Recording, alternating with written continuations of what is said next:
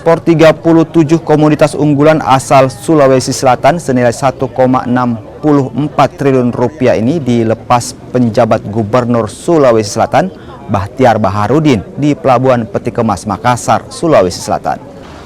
Komoditas unggulan diekspor ke 29 negara tujuan dengan volume ekspor sebesar 58,25 ton.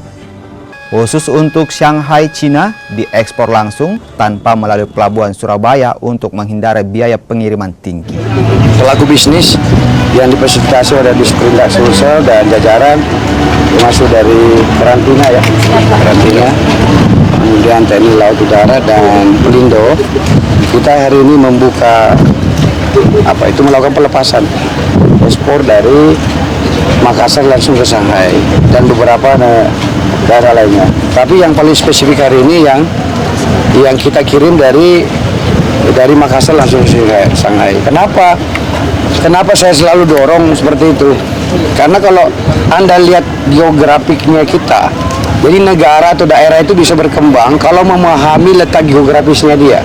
Nah, hari ini kita membuka jalur pasar melalui laut yang lebih singkat dari Makassar langsung Shanghai. Kalau bisa besok nanti ada Makassar langsung ke Jepang, langsung Korea, langsung Hong Kong, langsung Filipina, negara-negara yang bagian lintang utara.